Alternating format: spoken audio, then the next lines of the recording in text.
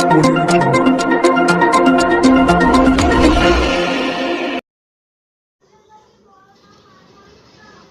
કલાકારોની હડતાલ। સુરતમાં ઠેર ઠેર લાગ્યા હડતાલના banner. Diamond worker union Gujarat દ્વારા મારવામાં આવ્યા છે બેનર। ડાયમંડ વર્કર યુનિયન દ્વારા 10 તારીખે સુરત કલેક્ટરને આપ્યું હતું આવેદનપત્ર અને 30 તારીખનું આપ્યું હતું હીરા ઉદ્યોગ બંધનું એલાન। ગુજરાતના મુખ્યમંત્રીશ્રીએ પણ 2 દિવસમાં એક્શન પ્લાન તૈયાર કરવાની વાત કરી હતી, ત્યારે હજુ સુધી સરકાર તરફથી કોઈ પણ પ્રકારની જાહેરાત નથી।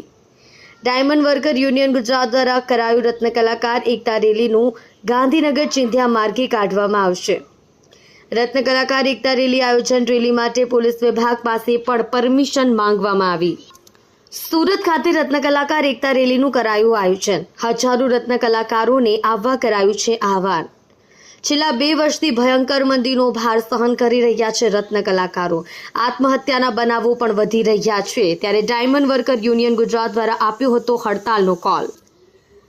રત્ન કલાકારો માંગણીઓ મોંઘવારી મુજબ પગાર વધારો, 30% પગાર વધારો, ભાવ વધારાની એક કમિટીની રચના કરવાની કરાઈ છે માંગ। આર્થિક પેકેજ તેમજ રત્ન કલાકાર કલ્યાણ બોર્ડની સ્થાપના, આત્મહત્યા કરનાર રત્ન કલાકારોના પરિવારને સરકાર મદદ। નમસ્કાર, મારું નામ છે Bhavesh Kak, diamond worker union vice president.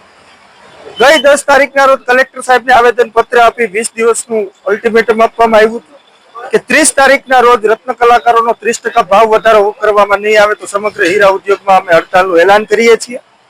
ત્યારબાદ થોડી ઘણી સરકાર હરકતમાં હતી। મુખ્યમંત્રી સાહેબે પણ કીધું હતું કે 2 દિવસની અંદર એક્શન પ્લાન ઘડવામાં આવશે, ત્યારે આજ સુધીમાં દિવસની અંદર કાંઈ પણ સરકાર તરફથી રિસ્પોન્સ આપવામાં આવ્યો નથી। તો આવનારી 30/3/2025 ના રોજ અને રવિવારે હડતાલનો કોલ ચાલુ રહેશે, સમગ્ર હીરા ઉદ્યોગ બંધ રહેશે।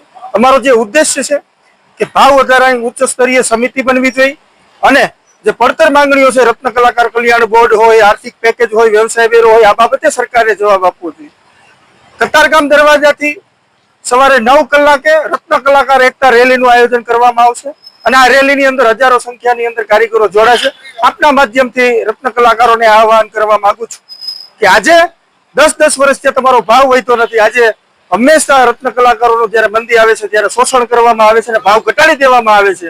એ લોકોએ 40% ભાવ ઘટાડ્યો છે, અમે 30%ની માંગણી કરીએ છીએ તો તાત્કાલિકના ધોરણે ભાવ વધારવામાં આવે ને ઉચ્ચસ્તરીય સમિતિ બનાવવામાં આવે અને આ રેલીની અંદર તમામ રત્ન કલાકારો જોડાય અને આ રેલીને સફળ બનાવે અને કાલ રવિવારના રોજ સમગ્ર હીરા ઉદ્યોગ બંધ રહેશે એવી હું આપના માધ્યમથી માહિતી આપવા માંગુ છું અને વિનંતી કરવા માંગુ છું કે એક પણ કારખાનું ચાલુ ન રહે। આવનારી 30/3/2025 ના રોજ રત્ન કલાકાર એકતા રેલીનું આયોજન કરેલ છે।